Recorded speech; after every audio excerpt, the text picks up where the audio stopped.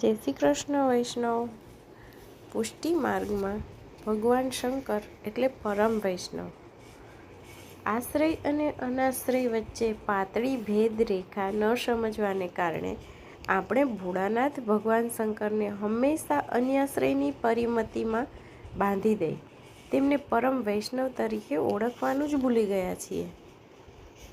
પહેલાં આપણે એ જોઈએ કે લીલાયા પરમેશ્વર એ ન્યાયે મહાદેવજીમાં ઈશ્વર તત્વ છે, પરંતુ આપણે વૈષ્ણવી દ્રષ્ટિકોણથી વિચારીએ તો વૈષ્ણવાના યથાશંભુ પ્રમાણે મહાદેવજી પરમ વૈષ્ણવ પણ છે।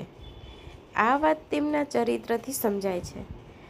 દ્રષ્ટાંત તરીકે પ્રભુના પાદોદક શ્રી ગંગાજીને પોતાના મસ્તક પર ધારણ કરી અને શિવ બન્યા છે।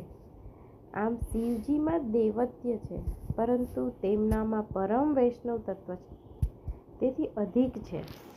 આથી કુશાગ્રહણી અમાવસ્યાના દિવસે ઘણા પુષ્ટિમાર્ગીય મંદિરમાં જોગી લીલા હોય છે, જે ભગવાન અને ભક્તને સમર્પિત હોય છે।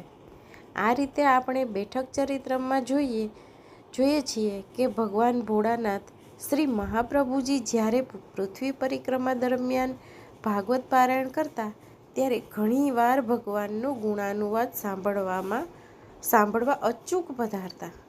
તે જ રીતે ભોળાનાથ પોતાના સ્વામી શ્રી કૃષ્ણના ભક્તો યા સેવકો પાસેથી દૈવત્ય કરતાં વૈષ્ણવ તરીકેનો સંબંધ જ વધુ રુચિકારક અને સ્વકાર્ય ગણે છે। જે ભોળાનાથ મહાદેવના શબ્દોમાં જોઈએ,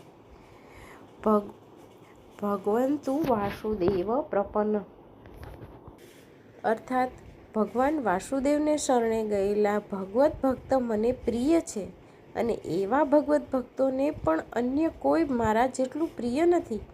આવા વચનોથી સ્પષ્ટ ભોળાનાથ મહાદેવનું હાર્દ પ્રગટ થાય છે।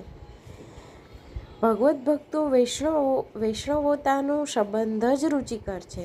આ દ્રષ્ટિએ આપણા માટે પણ એક વૈષ્ણવ તરીકે ભોળાનાથ મહાદેવ પ્રત્યે આદરભાવ રાખવો જોઈએ અને મહાદેવજીને જય શ્રી કૃષ્ણ કહેવા જોઈએ।